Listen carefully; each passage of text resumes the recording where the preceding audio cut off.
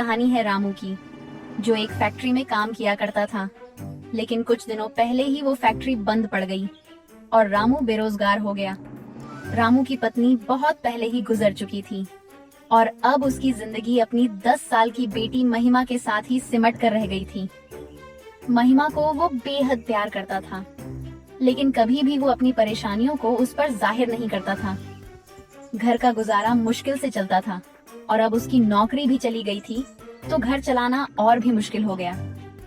हर दिन रामू घर से सुबह जल्दी निकलता, नौकरी की तलाश में। उसकी आंखों में एक उम्मीद थी कि शायद आज उसे काम मिल जाए। लेकिन जब हर दिन की तरह शाम होती, तो उसका दिल भारी हो जाता, क्योंकि वो खाली हाथ लौट आता था। उसकी सारी थकान उसके चेहरे पर साफ झलकती थी, लेकिन उसने कभी महिमा को ये नहीं बताया कि वो कितनी मुश्किलों से जूझ रहा था। महिमा, महिमा, ओ महिमा बेटी। अरे बाबा, आप आ गए फैक्ट्री से। हाँ बेटा, बस थोड़ा थक गया हूँ, पर आज भी मैं तेरे लिए रंग और पिचकारी लाना भूल गया। अरे कोई बात नहीं बाबा, कल ले आना। कल मेरे लिए रंग और पिचकारी लाओगे तो हम खूब खेलेंगे। फैक्ट्री के सेठ ने बोला है, होली पर सबको दिवाली की तरह बोनस मिलेगा। हाँ बेटा, जब बोनस मिलेगा, उन पैसों से मैं तुम्हारे लिए रंग, पिचकारी और ढेर सारी मिठाइयाँ लाऊंगा।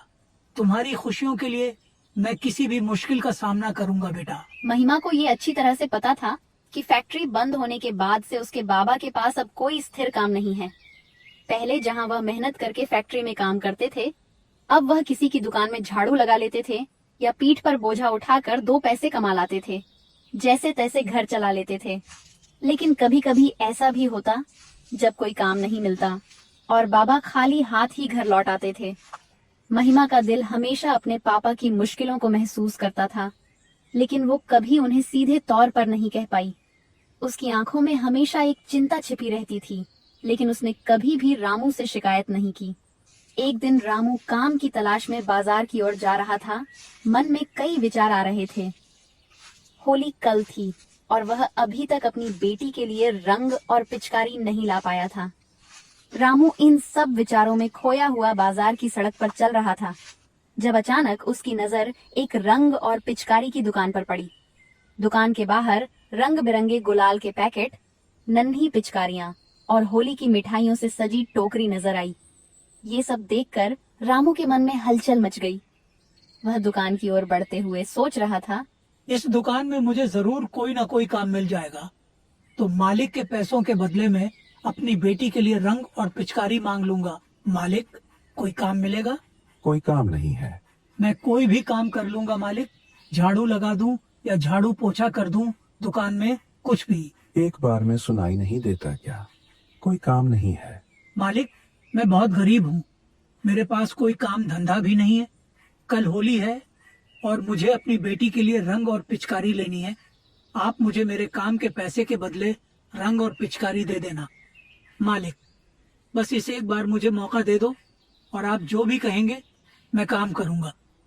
मेरे पास कुछ नहीं है, लेकिन मेरी बेटी के लिए रंग और पिचकारी देना चाहता हूँ। शक्ल से तो तुम चोर लगते हो।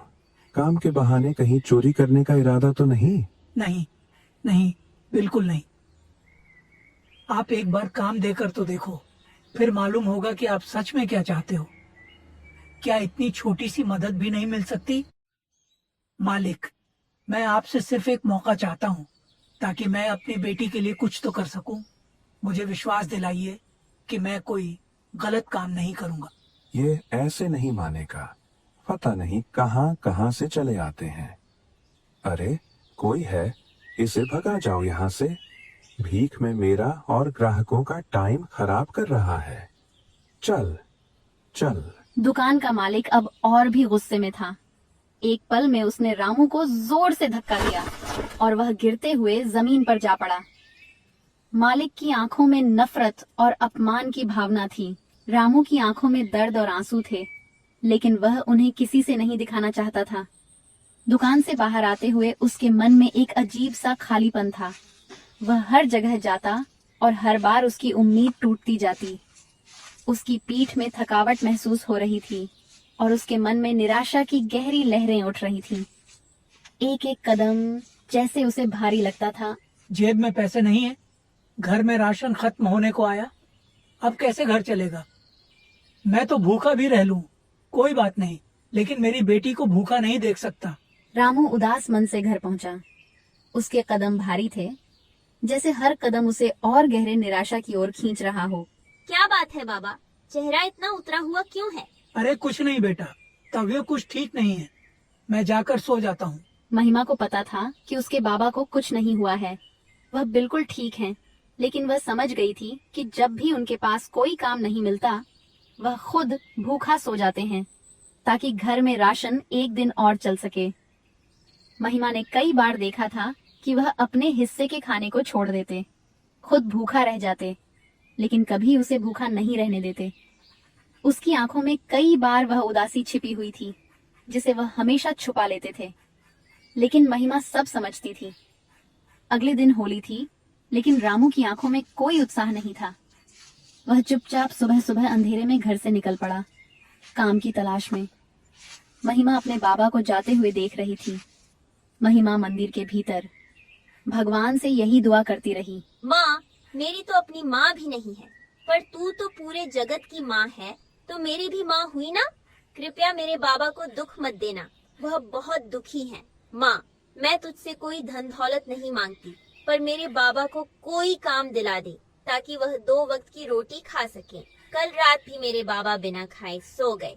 अगर उन्हें कुछ हो गया तो माँ, तू तो पहले ही इस दुनिया से चली गई है, पर मेरे बाबा, मैं उन्हें और दुखी नहीं देख सकती। माँ, मैं तुझसे कुछ नहीं मांगती, बस मेरे बाबा को कोई काम दिला दे ताकि वह कम से कम भूखा न सोए। मुझे कुछ नहीं चाहिए, बस मेरे बाबा को कोई काम दिला दे जिससे वह आराम से खा सके। रामू अपने विचारों में खोया हुआ मंदी और निराशा के बीच उसी रास्ते पर चल रहा था जहां वह कल उस दुकान के मालिक से तिरस्कृत हुआ था। रामू जैसे ही उस दुकान के पास से गुजरता है, उसकी नजर फिर से दुकान में रखे रंग और पिचकारी पर पड़ती है। तभी अचानक दुकान के मालिक को जल्दी जल्दी बाहर जाते हुए देखता है। वह हाथ में एक बैग पकड़े हुए था, जो हड़बड़ी की वजह से वहीं दुकान के सामने गिर जाता है। रामू उस बैग को उठाकर दुकान के मालिक को देने जाता है, पर उतने में दुकान का मालिक अपनी गाड़ी में बैठकर जा चुका होता है। रामू ने बैग को अपने हाथ में मजबूती से पकड़ा और उसे खोलने की कोशिश की। अरे बाप रे, इतने सारे पैसे! इन सारे पैसों से तो मेरी सारी समस्याएं हल हो सकती हैं। सोचो, इन पैसों से मैं कितनी सारी रंग बिरंगी पिचकारियां और रंग ले सकता हूँ होली के लिए। बस अब तो पूरा मोहल्ला रंगों में रंग डालूंगा। पर उसके मन में कई सवाल भी चल रहे थे। नहीं नहीं, ये ठीक नहीं होगा। पता नहीं किस काम के लिए उन्होंने ये पैसे अपने पास रखे होंगे। ये सोचकर रामू उस दिशा में बैग लेकर भागा जिस दिशा में मालिक की गाड़ी गई थी। उसके दिल में एक अजीब सा डर था। फिर उसने आसपास की दुकानों से दुकान के मालिक के बारे में पता करने की कोशिश की, लेकिन हर जगह से उसे खाली हाथ ही लौटना पड़ा। हर दुकान में उसने पूछा, लेकिन किसी ने भी कुछ नहीं बताया। कुछ दूर जाने पर उसे दुकान के मालिक की गाड़ी दिखाई दी। जैसे अचानक उसकी सांस में राहत की एक ठंडी लहर दौड़ गई। दिल की धड़कन तेज हो गई थी और अब एक उम्मीद की किरण दिखी थी। अरे, ये तो दुकान के मालिक की गाड़ी है। चलो, मेरी मुसीबत तो दूर हुई। ये बैग उन्हें वापस करके बोझ हल्का करूं।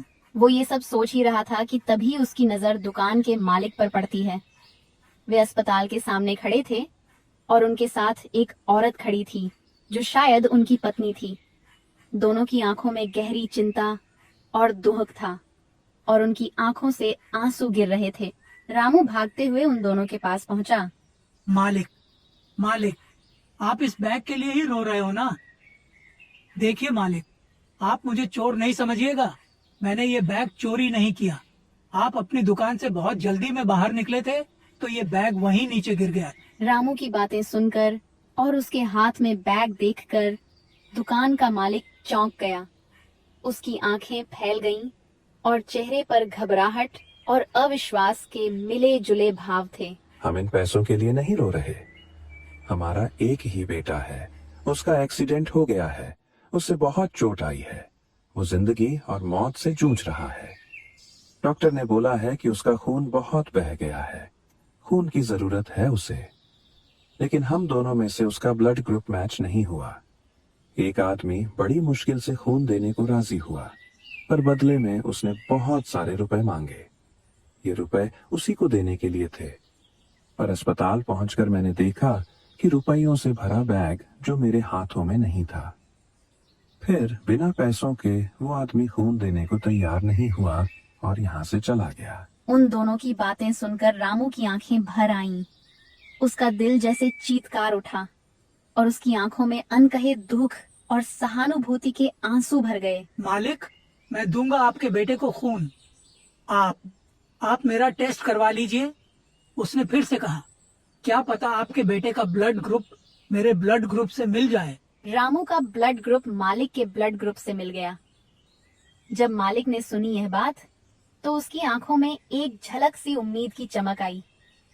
रामू ने बिना किसी हिचकिचाहट के अपना खून दिया। मालिक के बेटे को खून देने के बाद कुछ समय बाद उसकी तबीयत में धीरे धीरे सुधार आने लगा। तुमने मेरे बेटे की जान बचाई। तुम्हारा एहसान मैं जिंदगी भर नहीं भूल सकता, ना ही इसकी कोई कीमत दे सकता हूँ। फिर भी इस बैग में जो भी रुपए हैं वो सब तुम्हारी हैं। ये आप क्या कह रहे हैं मालिक? जान बचाने वाला तो ऊपर वाला है, मैं नहीं। अगर मैं आपसे ये पैसे ले लूंगा तो ऊपर वाले को क्या मुझसे दिखाऊंगा? मुझे माफ कर दो अपनी गलती के लिए। उस दिन मैंने तुम्हें क्या क्या नहीं बुला लिया। मैंने ही तुम्हें अपनी दुकान से रोर बोलकर निकाल दिया था, वो भी थप्पड़ देकर। मालिक, आप मुझे शर्मिंदा न करें। जो कुछ भी हुआ वो पीछे की बात है। रामू ने धीरे धीरे बैग मालिक को लौटाया।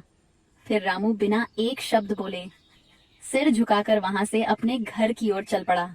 घर पहुंचकर रामू देखता है कि सभी बच्चे बड़े खुश होकर होली खेल रहे हैं, रंगों में लिपटे हुए नाच रहे हैं और हर चेहरे पर एक मुस्कान है।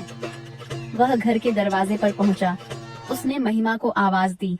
महिमा बाहर आती है और जैसे ही रामू ने उसे देखा, महिमा के हाथों में रंगी हुई पिचकारी थी और उसके चेहरे पर होली के रंगों की खुशी और उत्साह साफ दिखाई दे रहे थे। महिमा, मेरी बच्ची, ये रंग पिचकारी कहाँ से आई?